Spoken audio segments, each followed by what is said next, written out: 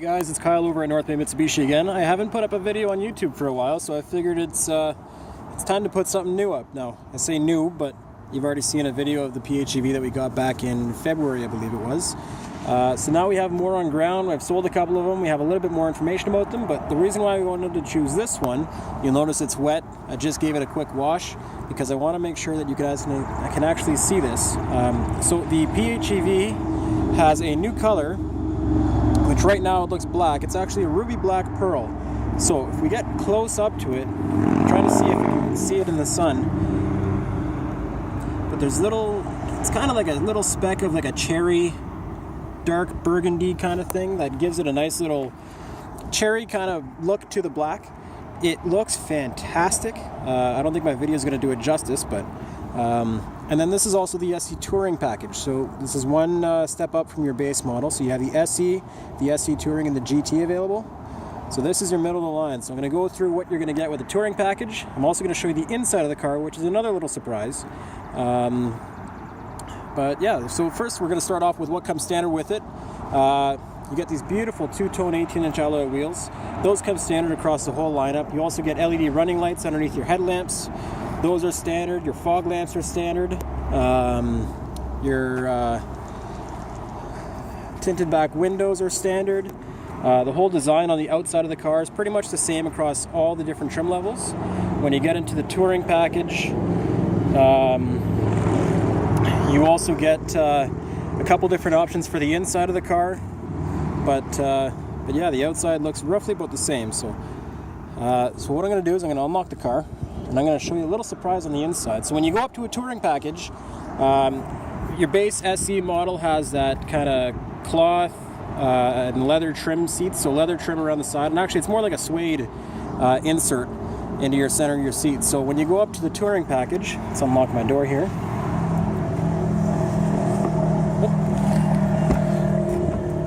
This is the surprise. It is a brown leather interior. Now when you go to this Touring package of the GT, it comes with a full leather interior as opposed to a leather trim seat. And then you have the option of either a brown with a red contrast stitching, which is beautiful, or you can go to a black with a gray contrast stitching. I'll show you guys the back seat too. Well, I guess I should probably unlock the rest of the doors.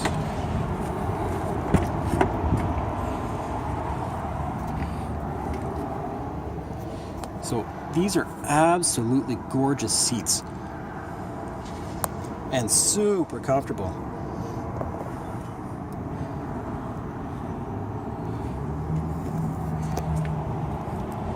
All right, so this is your window sticker here, and these are the details. If it focuses, that's what you're going to get with your Touring package. So with the Touring, it's $3,000 extra. You get a power glass sunroof, leather seating surfaces in either a brown with a red contrast stitching or black with a gray contrast stitching.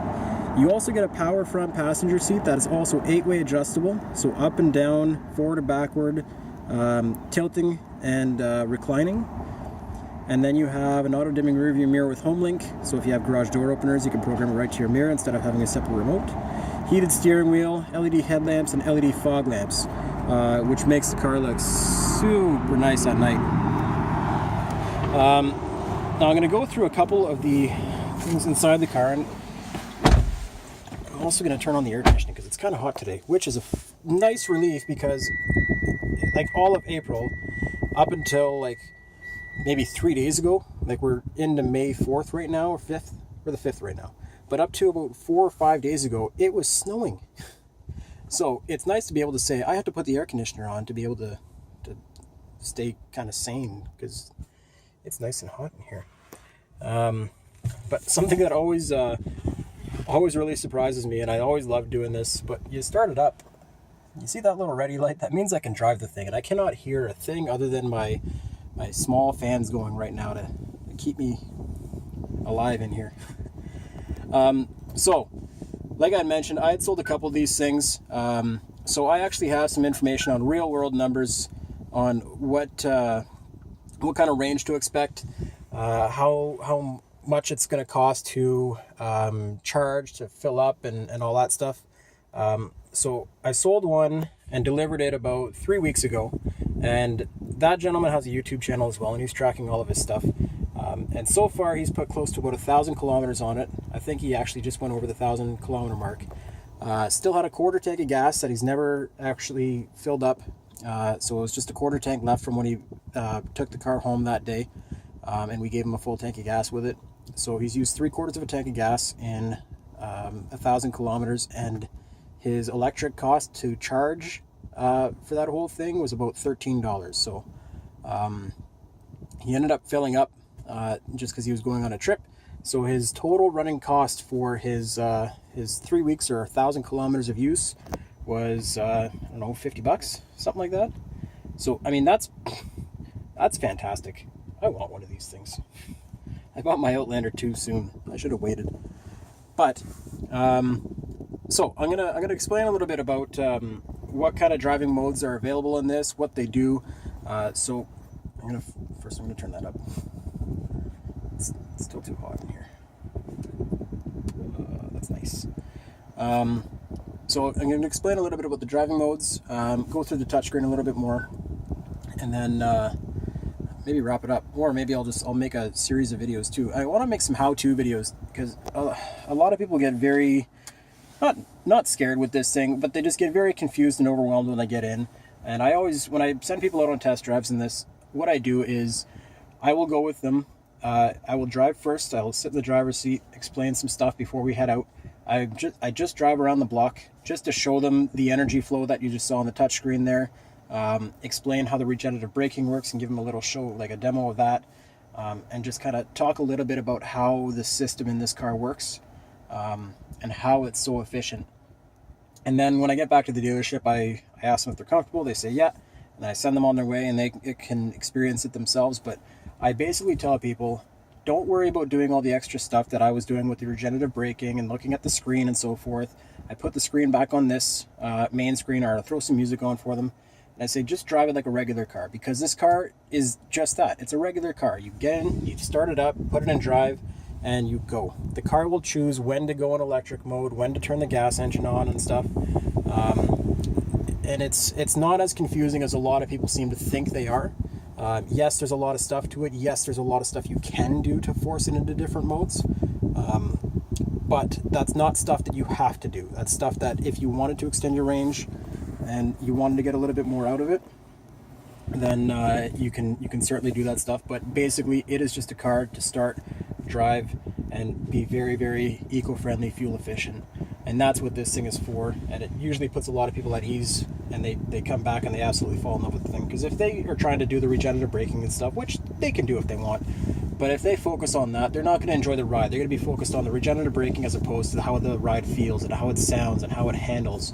So that's why I do that. Now there's 3 different drive modes. There's EV mode, there's series hybrid, and there's parallel hybrid. What those mean is EV mode is what we're in right now. It's strictly electric. There's no gas engine turned on. It's just purely electric motors. It's going to use the twin motors, so the electric motor in the front, electric motor in the back to drive the car. And essentially that's what EV mode does. That's what it's going to try to be in most of the time. That's essentially what this car is for, is to try to be as mostly EV and as most efficient as possible. So that's what it's going to default to, is EV mode. Series hybrid mode is when you are asking more of the car than what the electric motors or what the electric battery can produce. So for example, if I turn my, actually I'm going to show you, maybe I'll do it on here.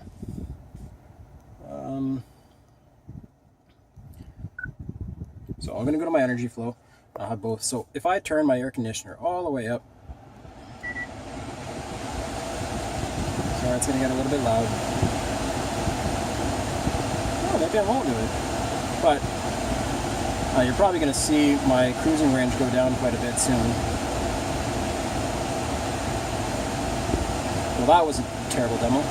But essentially, once you start asking more than what the car can produce in terms of power and stuff, if I was driving that would change, but then your engine will kick on and start recharging your drive battery or recharging the generator. That's essentially what a series hybrid mode does. The engine is working, but it's not working to drive the car, it's working to recharge the batteries that are driving the car. Parallel hybrid mode is when your battery is completely depleted, so you have no drive battery left. Your engine will kick on and then drive your front wheels, as well as try to recharge the battery. So essentially, that's essentially what the parallel hybrid mode does. Is it's actually driving the gas engine's driving the car while recharging the battery at the same time. And yeah, I mean that's a basic explanation of it. But like I mentioned, it's going to try to stay in an EV mode as much as possible until your drive battery runs out. Now, down here, you do have, sorry about the glare, you do have a charge button, a save button, and if you see my finger, where is it? Right there, an EV button. Those you can force into different modes. So your charge button is going to, if your battery is running low, you'd hit the charge button, the gas engine kicks on, and then it's going to start recharging your drive battery as you're driving. I've never actually got to drive from a completely dead battery and push the charge thing to find out how much it charges, but again, that customer that I delivered a car to, he has done it, and he said it takes about an hour to have the battery charged back up again. I want to confirm that with him. I don't have that set in stone, but I want to say it's about an hour. It'll fully charge the battery up again, and then you have a full drive battery that you can go an extra between 35 and 50 kilometers on in purely electric mode.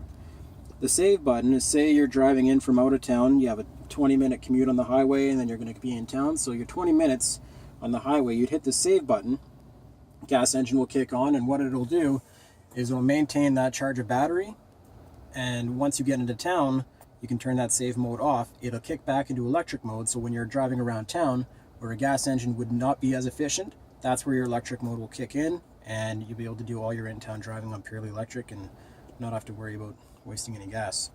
And then the EV button, that's basically going to force it into an electric mode.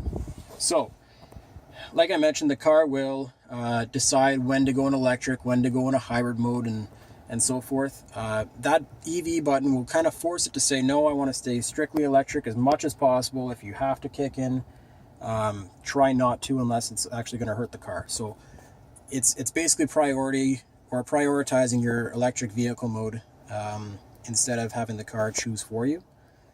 If it has to kick on the engine, because if it doesn't, it's going to damage something, then the engine will kick on. But essentially, that's what that EV button does. I just realized I say essentially a lot. Sorry. Now, other smart tech in this car, your fuel release. So because you're not going to be using as much gas as you normally would, it could actually build up gas pressure inside your gas tank. So that gas release button down here is your gas tank release, but what it does, when I press it, it's actually depressurizing your gas tank. So it takes about 5 to 10 seconds for it to actually open. And then it just popped open there now, ready to refuel. So that's telling me that all the gas pressure inside is released. It's safe to open up the fuel door and throw some gas in there. But it's another smart and safe feature that this car does. I mean, there's so much stuff with this car. I want to do some how-to videos on how to use it, how to pair your Bluetooth, because that's one of the main things that a lot of people have issues with, is pairing their phones, using the Apple CarPlay, the Android Auto. In this case, putting it into drive. So over and down, over and up is reverse, holding it over is neutral, and then the button up here, that's your park button. But I mean, it's different. So I want to do some how-to videos on it, but pretty much I just wanted to give you an overview of what the Touring Edition looks like. I actually wanted to show people what the brown interior looks like, because there's not a lot of pictures online about it. I love this color. So just some nice little facts to spin around in your head. So we kind of, well, I kind of try to find reports on how the electric vehicle sales are going, how we're doing, how the rest of the market's doing, basically knowing my competition and stuff. But what I found out was in April, Mitsubishi has sold more PHEV Outlanders than any other electric vehicle manufacturer combined. Not combined, sorry, but any other electric vehicle manufacturer. So that includes battery vehicles, Teslas, the Nissan Leaf, the Chevy Bolt, and then it also sold more than all of the plug-in hybrids. So we've had the top electric vehicle sales in Canada in April. Also to January, before these things were even released, we have pre-sold like about 200 of them. And then in February, when they started kind of rolling in just to fill orders, we sold another 250 or 300 or something like that. And I mean, the numbers have been climbing every single month. So these things are taking off, and it's so hard to keep them in stock. I have one in my showroom. I have the one I'm sitting in now, and then we have one parked at a business here in town, just on a main road, so some people can take a look at it. We had it all deckled up and stuff too.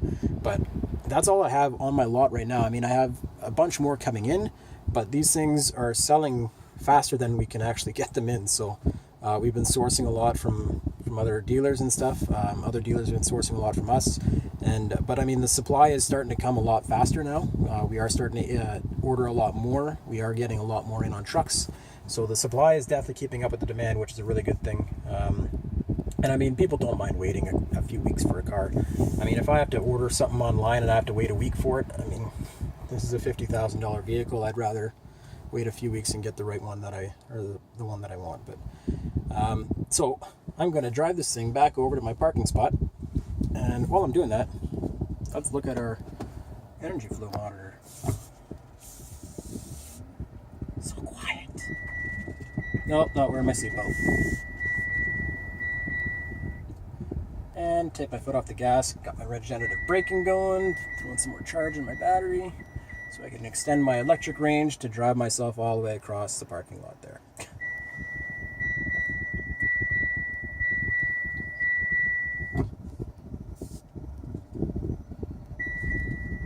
So quiet. Oh, hello, charge station. Alright, so I'm going to park this thing. I'm going to get some ideas. If you guys have anything that you want me to touch on in terms of how-to videos or anything in that nature, please comment below. Let me know what you guys want to see, and I'll make a point to do some videos on that. I'm just going to back it up here now.